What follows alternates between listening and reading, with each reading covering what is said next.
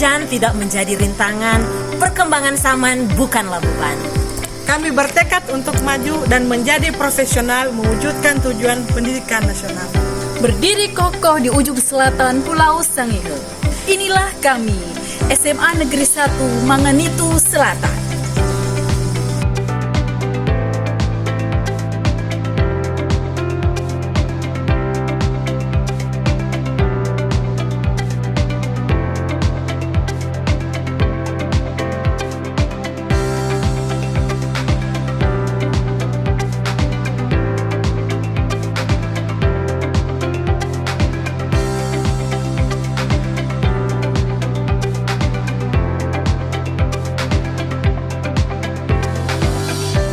Halo, selamat datang di video praktik baik penerapan pembelajaran mendalam di SMA Negeri 1 Manganitu Selatan. Pembelajaran mendalam adalah proses belajar yang tidak hanya berfokus pada hasil akhir atau nilai akademik, tetapi juga memberi ruang bagi murid untuk membangun pemahaman bermakna, mengembangkan karakter, serta menumbuhkan kompetensi yang dibutuhkan di masa depan. Dalam pembelajaran mendalam, murid diajak untuk berpikir kritis, bekerja sama, memecahkan masalah, berkreativitas, serta mampu menerapkan pengetahuannya pada situasi dunia nyata. Guru dalam pembelajaran mendalam berperan sebagai fasilitator yang berkesadaran, menghadirkan pengalaman belajar yang bermakna, menggembirakan, dan relevan dengan kehidupan murid.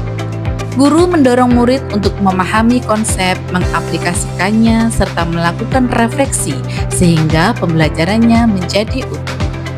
Pada video ini, kami akan membagikan praktik baik penerapan pembelajaran mendalam melalui analisis STAR, situasi, tantangan, aksi, dan refleksi.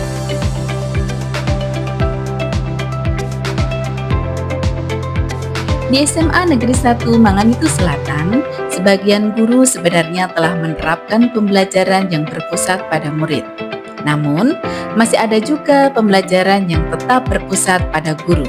Selain itu, pembelajaran secara umum lebih menekankan pada pencapaian hasil akademik seperti nilai ujian, tanpa menyentuh pengembangan karakter, kompetensi kognitif tingkat tinggi, serta minat dan bakat murid. Kondisi ini membuat pembelajaran belum sepenuhnya membantu murid berkembang secara holistik sesuai dengan tuntutan zaman.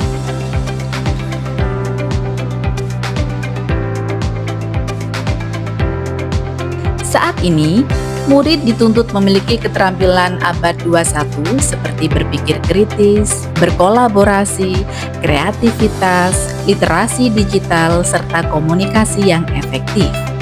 Maka, diperlukan pembelajaran yang mampu melatih keterampilan tersebut, serta mampu mengakomodasi keragaman kemampuan awal, minat, bakat, dan gaya belajar murid. Di sisi lain, guru masih belum sepenuhnya memahami atau termotivasi untuk menerapkan pembelajaran yang dapat mencapai tujuan tersebut. Sementara murid masih cenderung pasif dan hanya menunggu instruksi dari guru.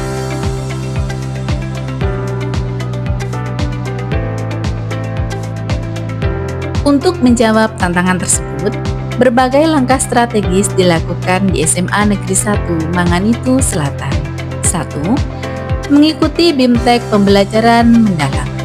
3 orang guru mengikuti BIMTEK pembelajaran mendalam dan kemudian mendiseminasikan pengetahuan tersebut kepada seluruh guru lainnya. 2. Mengadakan in-house training penyusunan perencanaan pembelajaran mendalam. Seluruh guru terlibat dalam IHT untuk menyusun perencanaan pembelajaran mendalam yang kontekstual, berdiferensiasi, dan berorientasi pada kebutuhan murid. 3. Melaksanakan peer-to-peer. Guru melakukan pendampingan sejawat, saling mengobservasi, saling memberi umpan balik, dan memperbaiki praktik pembelajaran secara berkelanjutan. 4. Guru berinovasi dalam perencanaan pembelajaran.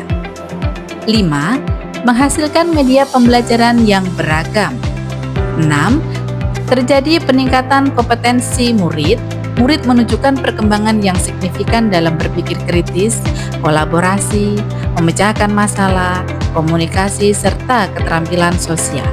7. Murid mampu menerapkan pengetahuan dalam kehidupan nyata. Pembelajaran tidak terhenti di kelas. Murid mulai mampu menghubungkan konsep dengan kehidupan sehari-hari dan membuat solusi nyata atas masalah di sekitar mereka.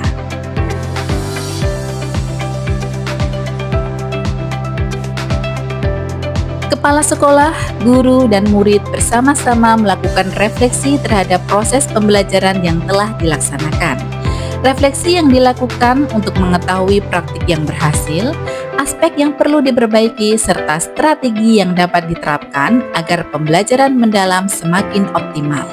Refleksi ini menjadi budaya positif agar seluruh warga sekolah terus bertumbuh dan berproses menuju pembelajaran yang lebih berkualitas.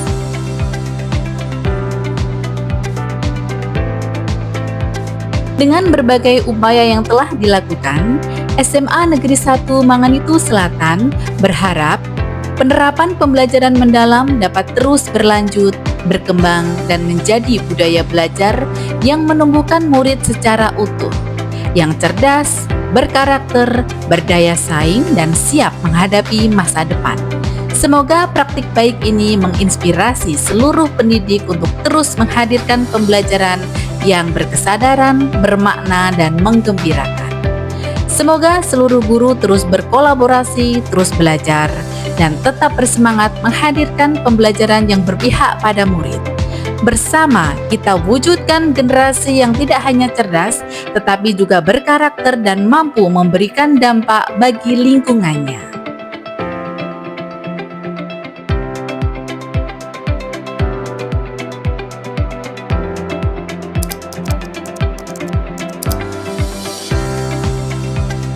Adanya pembelajaran PM ini sangat baik karena guru bisa berkreasi dengan pembelajaran yang bermakna agar dapat membuat siswa untuk berpikir lebih kritis dan bisa menghubungkan pengetahuan mereka ke dalam kehidupan sehari-hari. Ada perbedaan untuk pembelajaran sebelumnya yang belum menggunakan PM, siswa cenderung lebih pasif, lebih diam, tidak aktif dalam pembelajaran. Sedangkan untuk saat ini setelah menggunakan PM, siswa lebih aktif dalam pembelajaran, pola pikirnya mereka sudah bertumbuh, sudah bisa berkreasi dengan pembelajaran yang ada, dan pengetahuan yang mereka dapat dari guru bisa mereka aplikasikan dalam kehidupan sehari-hari. Dampak yang terjadi, siswa lebih kreatif, lebih aktif saat melaksanakan diskusi, lebih menyenangkan saat mengikuti pembelajaran karena guru juga membuat model pembelajaran yang lebih bermakna, lebih menyenangkan untuk siswa. Untuk membuat kelompok, sekarang mereka lebih gampang untuk diatur dengan model pembelajaran yang ada.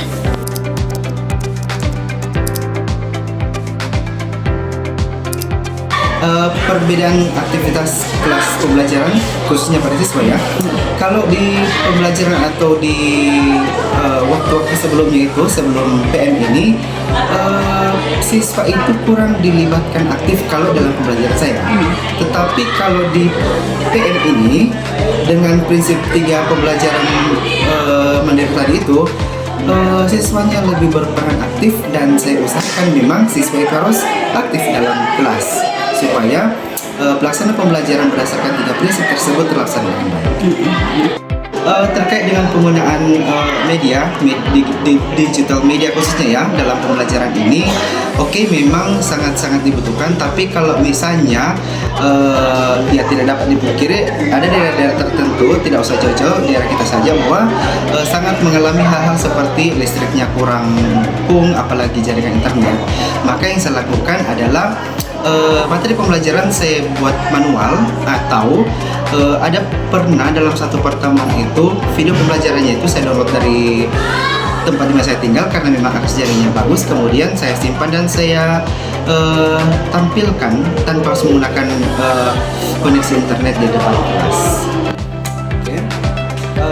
bagi saya pembelajaran sebelumnya bukan berarti tidak baik ya, memang baik, tetapi ada beberapa hal yang memang bisa dikatakan mengalami perubahan bahkan peningkatan.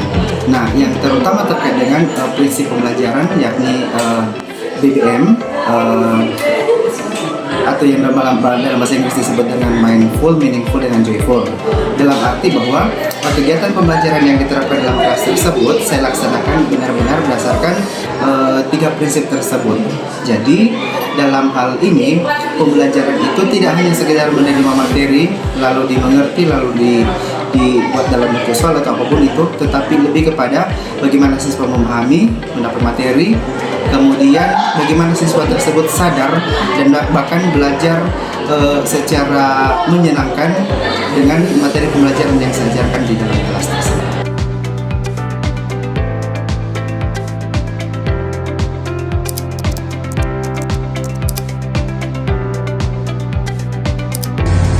Saya senang dengan pembelajaran saat ini karena membuat saya lebih tertantang dan lebih ingin tahu. Contohnya dalam pembelajaran kimia, kami diajak untuk membuat es krim. Hal ini tentu sangat mengasihkan. Saya jadi lebih tahu cara pembuatan es krim, menerapkan ilmu kimia dalam pembelajaran pembuatan es krim ini. Dan tentunya ini bermanfaat bagi saya jika saya lulus nanti. Saya bisa membuka usaha pembuatan es krim. Kalau pembelajaran semester lalu, saya agak sedikit bosan karena gurunya yang terlalu banyak menjelaskan dibanding saya, dan saya merasa tidak tertantang. Harapan untuk kedepannya, terus lakukan pembelajaran yang lebih menantang dan lebih asik untuk dipelajari.